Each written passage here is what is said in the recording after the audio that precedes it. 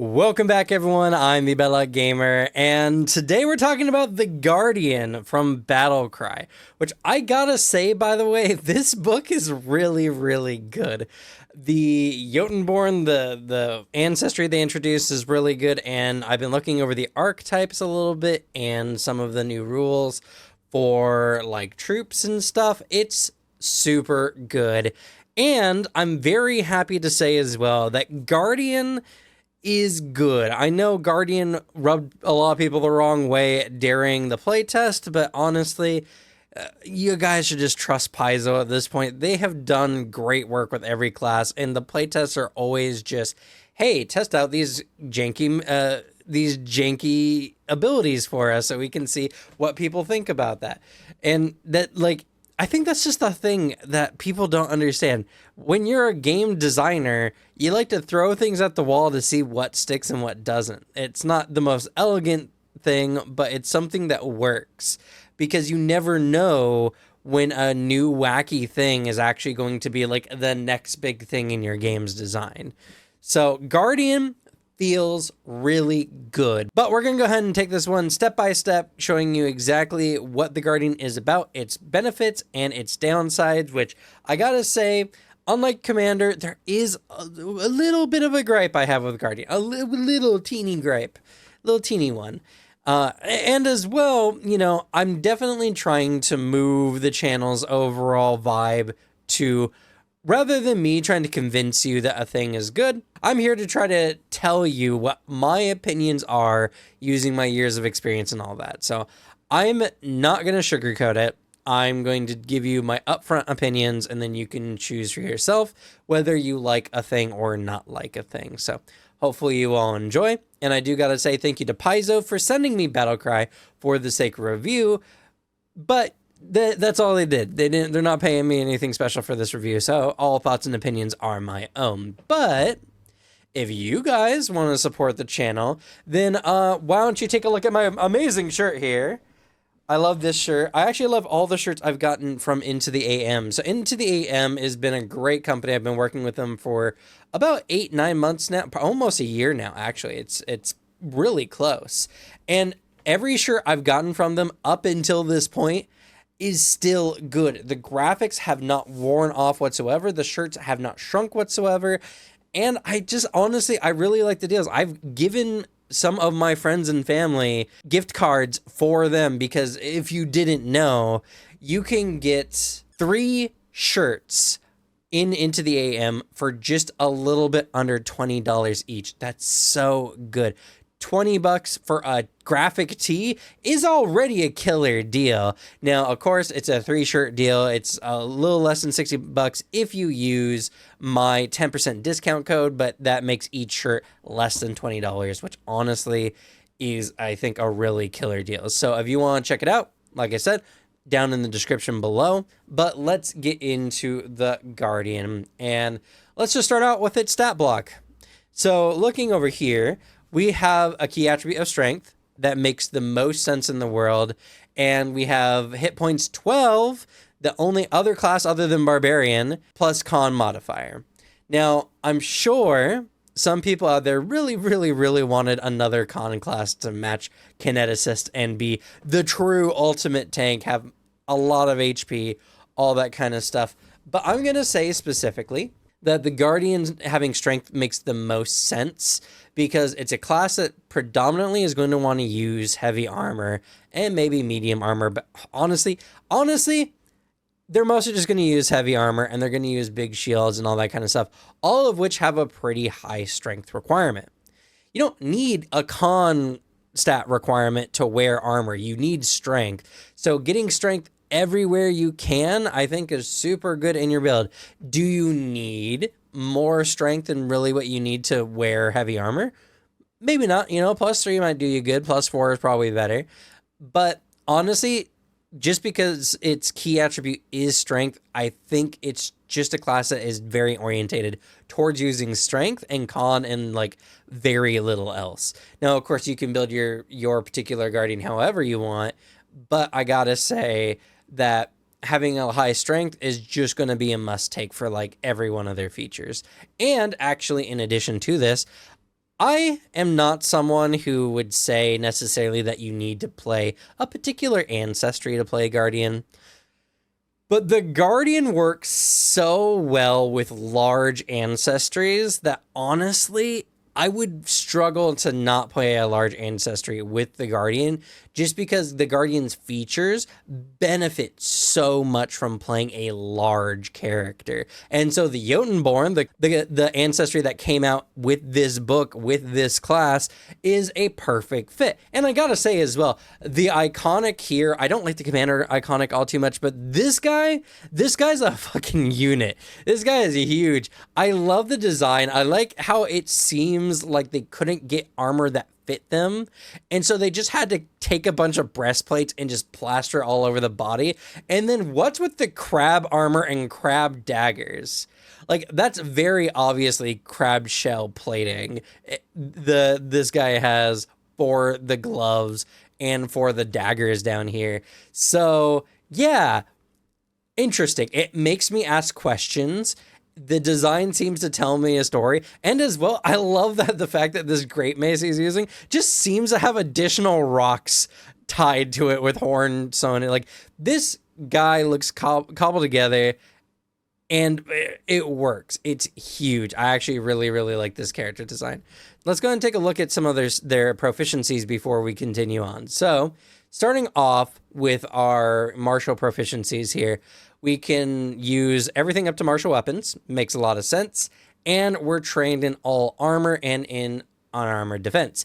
Now, I'm sure a few of you as well are also like, I would have thought that the armor wearing class would have started off being expert in armor. And to that, I'm just going to say that honestly, that would be a little bit strong, just considering how good heavier armors are earlier in the game.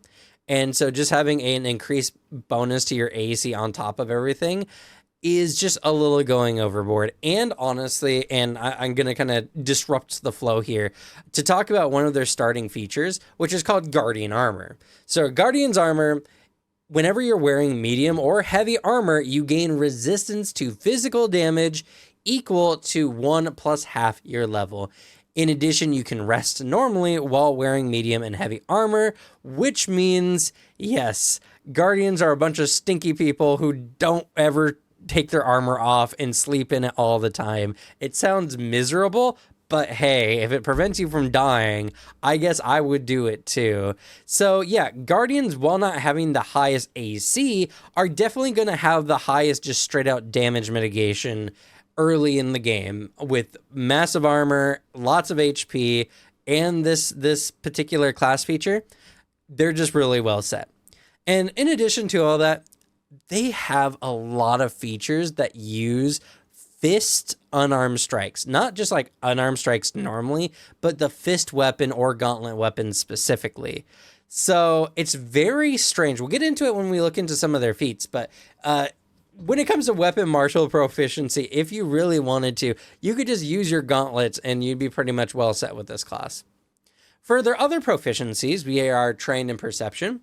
We're expert in fortitude and willpower with trained in reflex. Honestly, those stats make the most sense of any character I've ever seen. Of course, the unit here has expert in fortitude and is only trained in reflex saves. So yeah. And in skill proficiency, something that I find very, very interesting is they're trained in athletics and a number of additional skills equal to 3 plus your intelligence rather than the standard 4. Now, normally it's 4 plus intelligence, especially for classes that really have no use for intelligence, to give you a decent amount of, skill proficiency starting out. The fact that they decided to do 3 plus intelligence modifier is super telling of how powerful the Guardian's features are, and the fact that they get 1 less skill proficiency should let you know that Paizo definitely designed the Guardian to really do one thing, and that's to eat every blow that comes your team's way. And speaking of that, let's go ahead and look at one of their other class features, Intercept Attack. Now, this is going to be one of your primary features moving forward. Now, as a reaction, when an ally within 10 feet of you takes physical damage, You can fling yourself in the way of oncoming harm. You can step, but you must step adjacent to an triggering ally. You don't need to be adjacent to the enemy, though. And then you take damage instead of that ally, applying your own immunities, weaknesses, and resistances to the damage, not the allies. Now, that last part is actually huge because there's many similar kind of features in Pathfinder, but they always are balanced to the point where you can't actually reduce or mitigate damage through it. It's just you can reallocate where the damage goes. But with this feature specifically, you can mitigate that damage, which is really good, especially because you're a guardian who already just reduces physical damage, which this reaction targets specifically, by just wearing armor in general. And also it has a special feature where you can extend this ability to an ally within 15 feet if the damage comes from your taunted enemy, a feature we'll talk about here in just a moment. If this ally is farther than you can step to reach, you can stride instead of stepping. You still must end your movement adjacent to the ally. So that's a really good feature overall. So intercept attack is probably one of the best ways I've seen Paizo address the tank issue in TTRPGs. Because honestly, right, you all know exactly what I'm talking about. You are playing a heavy armor character. You have the most AC, and all you want is just for the enemies to hit you. You want to flex your AC stuff, and the GM or just the way the battle goes prevents you from really doing that too much, and it can be frustrating. Well, intercept attack, I think, is by far the best way because taunt isn't a real taunt. And let's go ahead and talk about that. So the taunt action gives you an action that you can target one enemy within 30 feet. This enemy can be mindless, so you can even taunt undead and automatons or constructs is a better word for it, which is really, really good. And while the enemy is taunted by you, if that creature takes a hostile action that includes at least one of your allies but doesn't include you, they take a -1 circumstance penalty to their attack and to their attack rolls and DCs for that action, and they also become off guard until the start of their next turn. Your enemy remains taunted until the start of your next turn, and you can only have one taunt in effect at a time. Taunting a new enemy will end any prior taunt effects. But there is a feat later that I'm going to talk about that's going to expand how many enemies you can have taunted. And so here's the really good thing about this taunt and with intercept attack, it stacks really well together without forcing an enemy lose its agency. So what this does is anytime the enemy chooses to hurt allies and not you, it's going to get a -1 circumstance penalty to its attacks and its DCs. It has to be a hostile action or what's considered a hostile action. And they even have this really nice banner here that says what does taunt apply to, which more or less gives you a rough idea for abilities that might not necessarily be a straight out attack, but would be considered a hostile. So right there, if for instance, an enemy is trying to make your ally afraid, right, with some kind of fear effect, well, they get the DC to avoid being frightened is going to be reduced by 1 for your ally. Now, this doesn't actually reduce the enemy's like intimidation roll, which it doesn't mention skill check specifically, but if an enemy is using a feature that would make an ally make a DC check or become frightened, well, then that DC is reduced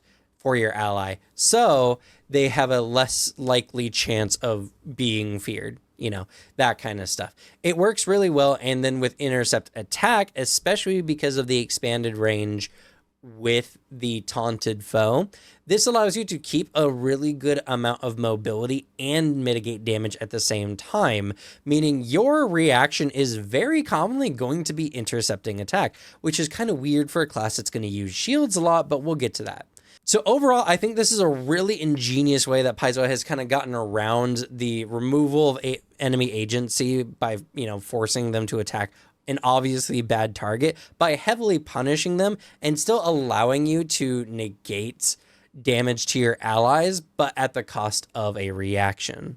And speaking on reactions, Ever Ready is another feature that allows you to, whenever you would roll initiative, which is typically always, you have a reaction. So even if you're surprised, you're the whole flat-footed whole deal, you still have a reaction even when your allies don't. Though these reactions are typically only for your guardian feats or class features, though the GM might still rule that you can use some other reactions that your character has available as well, as your character is, an actual guardian. So I really like how they have kind of covered a lot of their bases moving forward. But I kind of mentioned something earlier about shields, right? So the Guardian is an AC monster.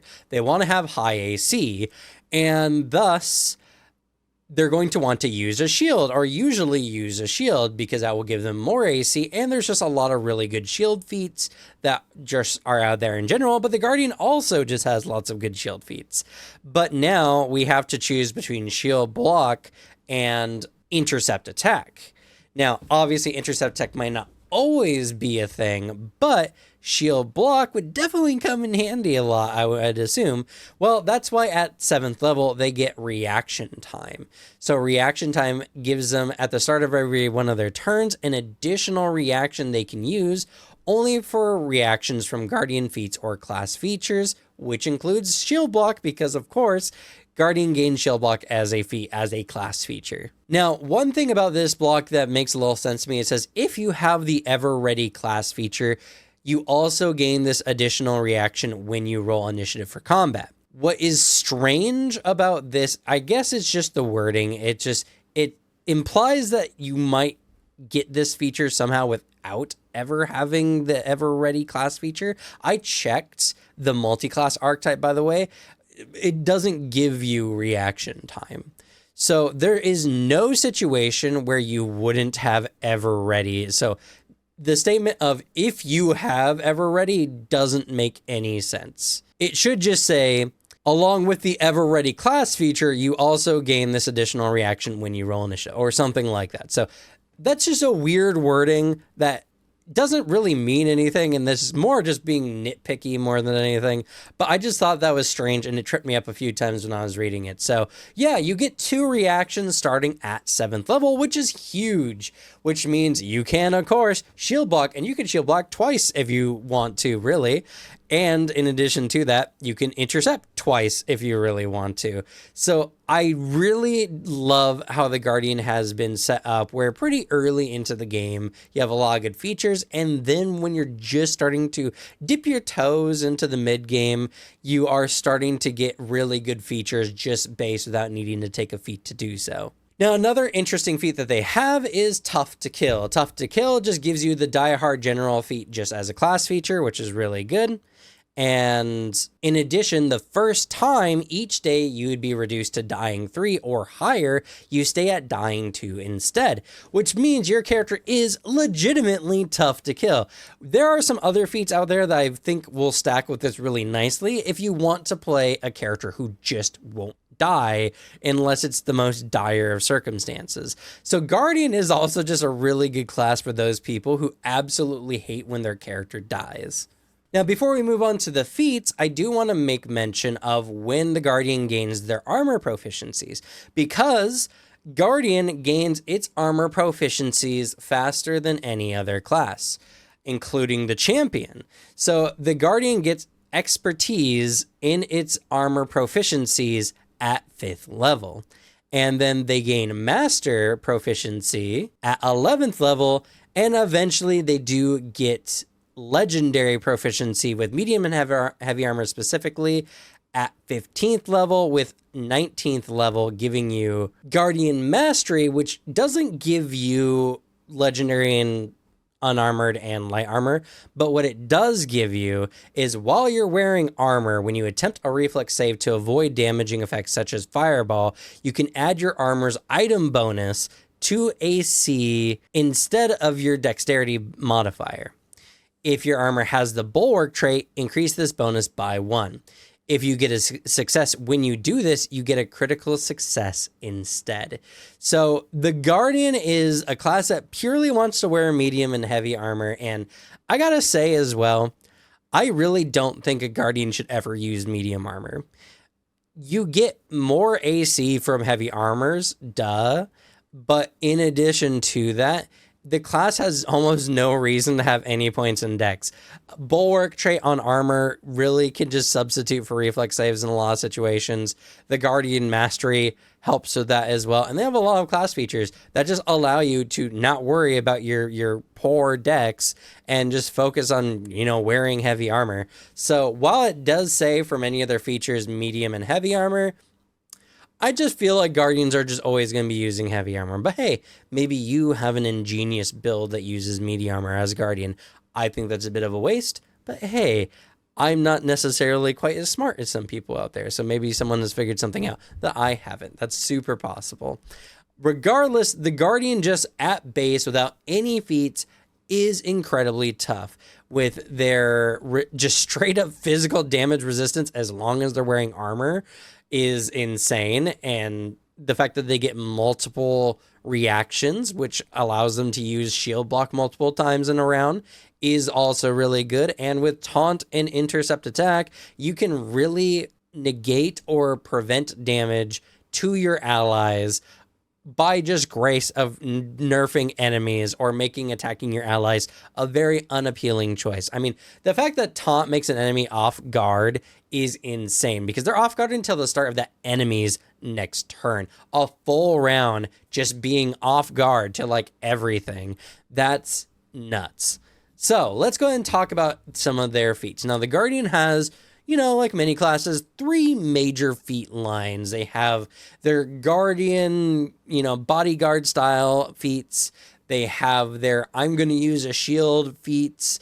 And then they have the I'm a fucking unit feats that just make them feel really, really cool. Like, honestly, as much as the class features really lean in towards their kind of bodyguard defensive kind of defender role in a group, they have a lot of feats that just make you feel like a unit, like a true juggernaut, like you are an unstoppable force on the battlefield. And you know what? Let's go ahead and start off with a couple of those feats. Now, I'm not going to do all the feats because I make this video forever long, but I am going to give you some really juicy ones from each of these categories. So let's talk about the level 8 feat Juggernaut Charge. Now, this is a 2-action flourish. You have to be wearing medium or heavy armor. Get used to seeing that. That's in a lot of their feats. And what this feat does is as you move forward in a rush, you put your weight of your armor behind an attack that can drag a foe off with you. You stride. If you end your movement within melee reach of at least one enemy, you can make a melee strike against that enemy, then stride again. If your strike hit and dealt damage, the enemy is pulled with you and is moved in the same direction and distance as your second stride.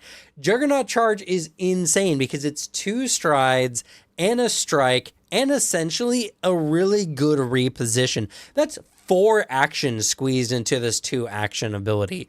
That's really, really good. And nothing is going to feel better than just choo-choo running into an enemy, hitting them, and then carrying them off somewhere. Like, it's really interesting. And not only that, but if you position correctly, you could, in theory, run into an enemy and then run them off a cliff because they stay in the same direction and same distance from you. So it's it's really, really good. Juggernaut Charge is definitely going to be one of my favorite abilities. I hope I get a player who plays a Guardian at some point in the future because Juggernaut Charge just sounds like a hoot and a holler to watch a player really make use of. In talking about being a unit, let's look at Stomp Ground. Now, this is a 6th level feat, 2 actions, not a flourish.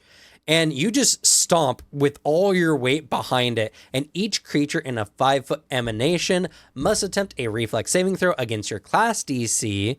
And if they succeed the check, the creature is off guard until the end of your turn, which good thing is this is not a flourish or anything, so you can do a really big hit with your last action if that's available. If they fail, they're knocked prone, which, that's not good against a martial. And if they crit fail, the creature is knocked prone and takes a d6 bludgeoning damage from the fall, just as if they had crit failed a trip check, essentially. So Stomp the Ground is literally just that iconic, you're huge, you stomp the ground, and everyone just shakes. They're like, oh, some even fall on the ground. And the best part about this is If you're large or larger, then this is going to just cover a wider area because your emanation essentially becomes bigger. Like the Guardian wants to be big. Like being big is good for a martial in general, right? It gives you more reach, though granted, it also makes more enemies capable of hitting you at a time. But as the Guardian, that's only a good thing, and that's kind of what you want. And the Guardian just has so many abilities that like adjacency to them is the best slash worst place depending on whose side you're on. It's really, really good. And let's talk about another 6th level feat here that really gives the pay attention to me or else kind of vibe, which is Ring Their Bell. This is a single action flourish, which, hey, really good with Stomp Ground. You're wearing medium or heavy armor, and you have taunted an enemy who is now off guard to you because it didn't target you or include you in an area effect. That's the requirements to use this. Using your armor, you pummel a foe that isn't focused on you in the head or face to stagger them. Make a fist strike against a taunted enemy even if you don't have a hand free. If you're wielding a gauntlet or spiked gauntlet, you can make a strike with one of those weapons instead. If the strike hits and deals damage, the creature must make a fort save against your class DC. Now, this is an incapacitation effect, so that's something to keep in mind. But if they succeed, they're stunned 1. If they succeed, let me reiterate. If they succeed, they're stunned 1. If they succeed. So even though it's an incapacitation effect, if they rolled a failure and just get a success instead because they're like the boss, right? They're still stunned 1, which gets rid of an action on their next turn. But if they fail, they're stunned 2, and if they crit fail, they're stunned 3.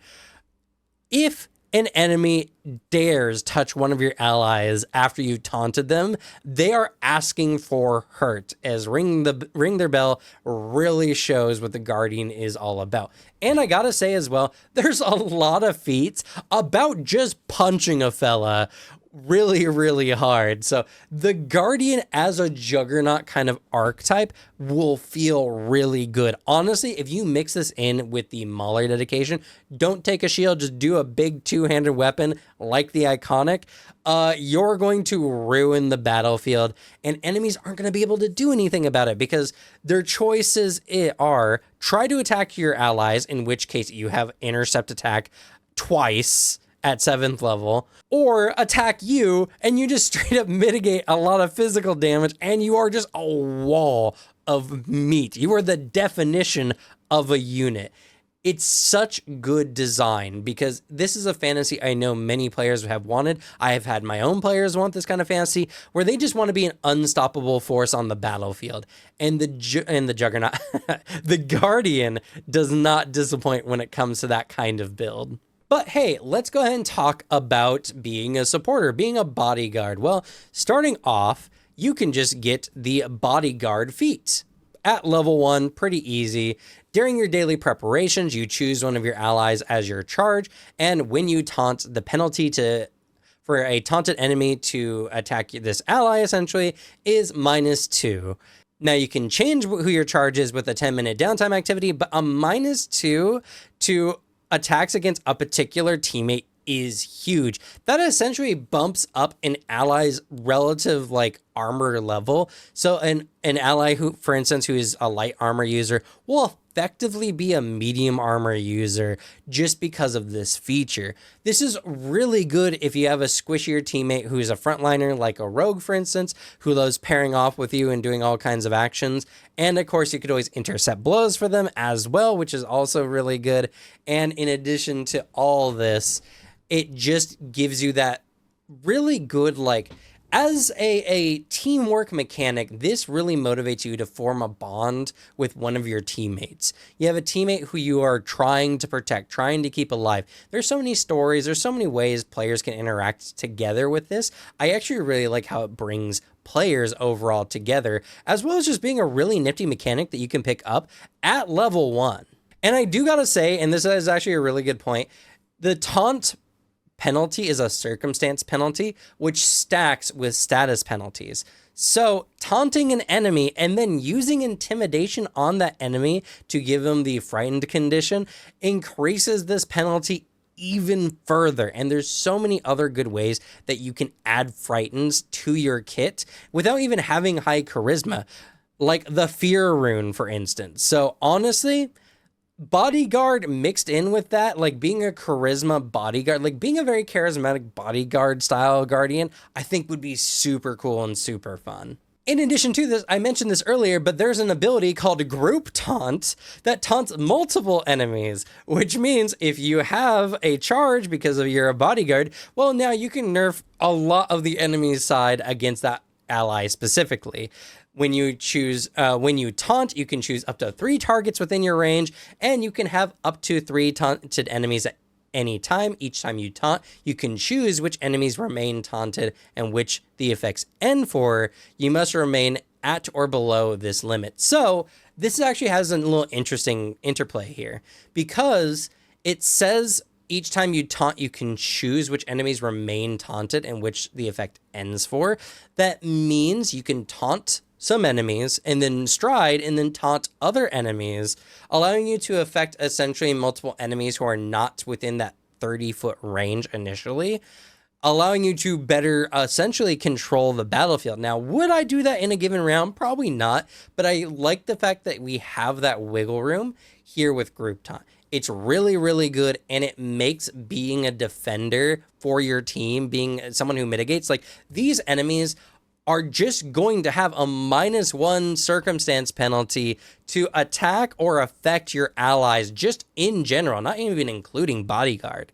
So that's really, really good. So Group Taunt mixed in with some intimidation or some other frightened effects is a huge way you can negate and nerf enemies like down into the ground, making Guardian probably, and obviously I should say, probably the best defending unit in the game. Oh, and you know what? I'm going to mention this feat as well because it kind of stacks with both the Juggernaut idea and the Bodyguard idea, which is Proud Nail. Proud Nail is a really good early feat you can pick up. It's level 4. It's a flourish, and it's a singular action, and when a foe ignores your taunt, you make them pay. Make a melee strike against your taunted enemy. Now, this enemy must be off guard to you because it didn't target you or include you in an area effect. And if this strike hits, it deals an extra die of damage, and this scales. If you're at least 10th level, you give 2 extra dice, and if you're at least 18th level, you give 3 extra dice to this strike, which is huge. So Proud Nail really stacks well with both of those, and again, super punishes enemies. Which, by the way, you're a strength-based class. You can hit pretty good. Your weapon proficiency essentially increases the same rate as most other martials. So you are not someone that should generally be ignored. But if enemies ignore you, they're going to pay, because this is a single action, essentially power attack, but it doesn't give you an additional multi-attack penalty. And it just has really good scaling. So yeah, Proud Nail, insanely good in both styles of builds. Now, of course, we have a bunch of shield feats, and I'm going to state as well, you're going to recognize many of their shield feats because they just exist in other classes or in other archetypes. We have such feats as Aggressive Block, which is another really good feat. In addition to that, we have Reflexive Shield, which is also just a really good feat. And I think of similar returning feats, Paragon's Guard is also just really good. It's a stance, a single action stance that you can get into where you're just always considered raising your shield at all times. Honestly, insanely good. Something you probably should. If you're playing a shield build, Paragon's Shield or Paragon's Guard is probably necessary. But then we do have some unique feats, like Blanket Defense. 3 actions. Now this one is a flourish, which is silly that it's a 3-action flourish because there's not many situations where you would have an extra action that could use a flourish trait of any kind. But hey, I guess, cover all your bases, right? But for 3 actions, you raise your shield, and until the start of your next turn, or until you no longer have a shield raised, typically by shield blocking and destroying it, each ally that ends their turn adjacent to you gains the benefit of your raised shield. And you can use shield block against a hit targeting any adjacent ally. And in addition to this, if you have a tower shield, fortress shield, or any other shield that grants higher circumstance bonuses to AC when you take cover, an adjacent ally can take cover behind your shield to gain the increased armor class. So blanket defense is really, really good if you're in a scenario where your group is like approaching a armed fortress, right? They have like archers up on the parapets and they're shooting down arrows at you. Well, then you can just, hopefully get some way. Maybe your allies have to like shove you. That's a really funny way to do it. But you blanket defense, you put up your shield, and then your allies just shove you up to the wall, getting the benefits from your shield. I think that's super funny. That's a really fun idea. Which is just a fun thing with Guardian, by the way. They got so many really interesting ways some of these feats can be used, and they can get a huge bonus to their AC. And I want to mention a feat that I really, really like, but I hate that it's level 20. All right, I think this feat should be like level 16 maybe, or even sooner. It's called Great Shield Mastery. And what this is you continually benefit from take cover without need to spend an action as long as you have a shield raised and it's a tower shield, fortress shield, or any other shield that can grant higher AC bonuses. This benefit ends only if you cease having the shield raised, not from normal conditions that end take cover. So essentially with the Paragon's Guard and Great Shield Mastery, you're always benefiting from the take cover of your giant shield, which is a +4 to your AC. So at level 20, you can have a legendary heavy armor proficiency while raising a tower shield, while constantly benefiting from its benefit, and you still have all the actions on your turn. That's insane. That's really, really good. So yeah, I get it. Great Shield Mastery is definitely probably should be level 20, but I think Great Shield Mastery should just come sooner.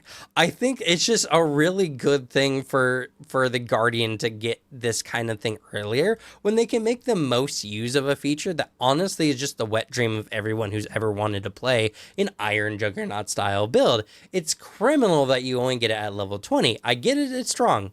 I get it. But like, Guardian does one thing, and their whole point is just eating damage from your allies. So why not? Why not, right? just why not?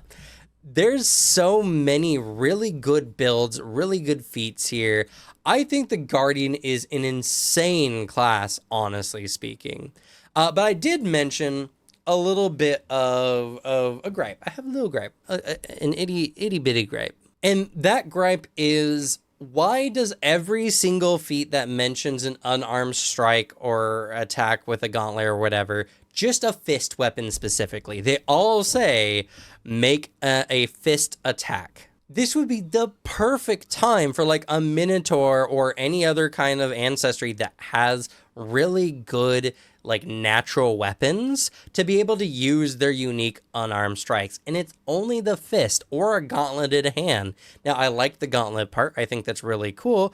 But like, why just the fist weapon specifically? I think there's so many ways this could have been a lot more interesting, especially because, yeah, sure, their feats are pretty strong, right? I get that.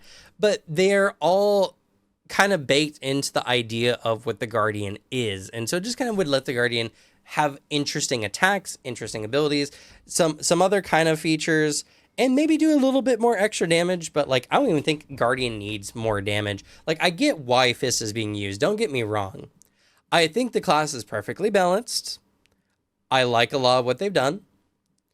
I just like the class so much that I would like for the people who pick this class to get some of their cool things a little sooner and be able to use some more interesting dynamic things with it, rather than just the fist. You know what I mean? So that's my gripe. The Guardian is a really good class. Now, with the Guardian, though, I want to make special mention of an interesting conversation of, with Guardian, does that mean Champion has lost its role as the group defender? Especially because the Guardian gets AC bonuses before the Champion does and gets legendary proficiency, which was kind of the Champion's whole thing, right? Well, not their whole thing, but like one of the things that people really liked about Champion was their legendary armor proficiency. And Guardian just gets it sooner. And honestly, in many ways better, especially with the Guardian's armor feature. And the answer to this is no. The Champion is much more flexible with its defensive reaction over intercept attack. Intercept attack means you can stride and take damage for an ally, which is really good. But the Champion reaction just negates team damage in general. The Champion overall is better at reducing the damage your team takes with the reaction over the Guardian, who is better at transferring that damage to less squishy targets, mostly themselves, pretty much only themselves.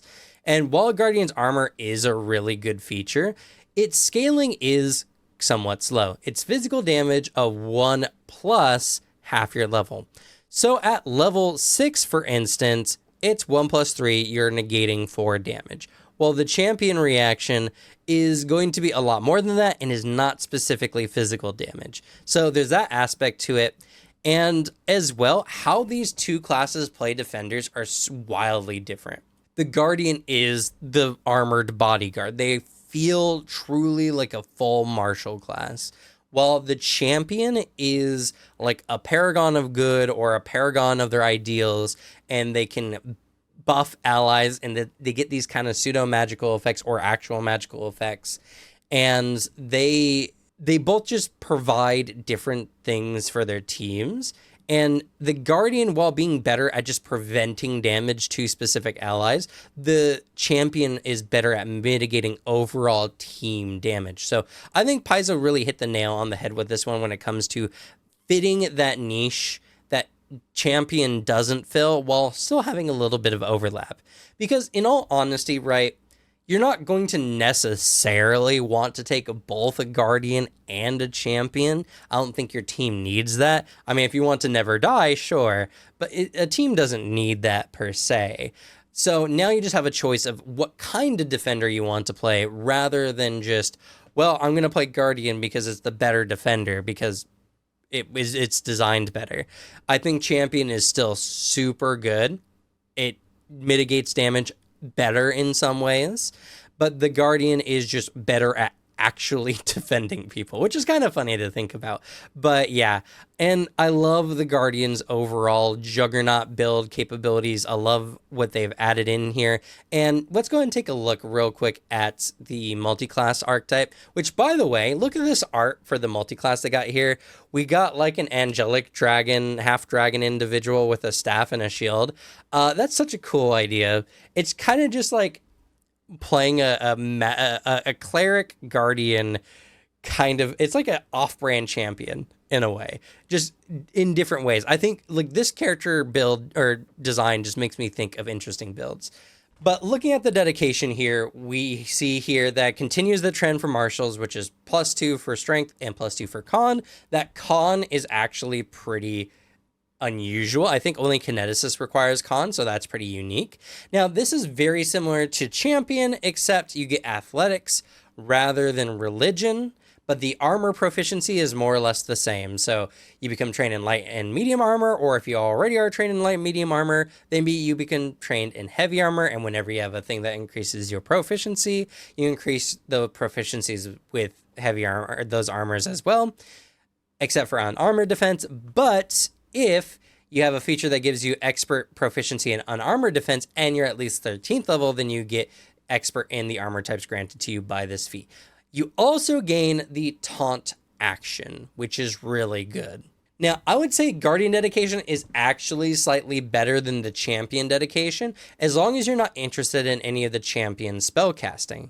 Though, that's just the base dedication feat. I do think Champion overall is a better multi-class archetype, because just getting the Champion's reaction feat at 6th level is better than getting taunt, if I'm going to be real.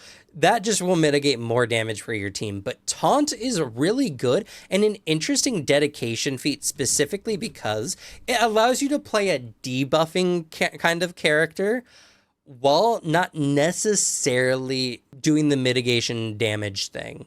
Now, you can gain the Guardian's Intercept ability, and you can use that once per 10 minutes, which is really good, but I say that's overall worse than the Champion's Reaction, what they would get at about the same level. So, Armored Resistance is really, really good. While you're wearing heavy or immediate armor, you gain resistance to physical damage equal to half your character level when you use the Intercept attack reaction to take damage instead of your allies. So, Armored Resistance does stack on pretty well. And there are some Guardian feats that I think stack better with martial characters than Champion has. So again, the Guardian dedication is probably really good, honestly. It's really good, and I would say that it probably fits martial characters better than the Champion reaction does. But again, I don't think there's necessarily a reason to pick Guardian over Champion or vice versa. They both do very interesting things. They both have different ways they can be played, and they both have different ways they can mix in with other classes. So, overall, good job, Paizo. You designed a class very, very well. And, not many people should be too angry with this one other than some of the things I mentioned before. And honestly, I think you shouldn't listen to those kinds of people that are going to argue about those kind of things, because I think the class is pretty well designed. I like it a lot. My only fix would be to allow you to use other natural weapons rather than just the fist weapon or the fist unarmed strike for the feats that use the fist specifically, just because I would love to see a Minotaur be able to gore people with their horns with some of these features. I think that'd be really good. Now, I understand, again, it's balancing. Guardians don't really need more damage, but still, I feel like that would make a lot more sense and would feel better to play. But maybe that's just me. Let me know your thoughts down in the comments below. Paizo has been hitting it out of the park with these classes. I'm super excited for both of them. And yeah, I would like to see if anyone really has any problems with them, legitimately. I honestly would struggle to think of many myself other than just some feel moments and rather not balance moments, you know what I mean? But yeah, that's going to be it for me. Thank you all so much for watching. Good luck with your games. Leave the bad luck to me, and I'll see y'all next time. Bye.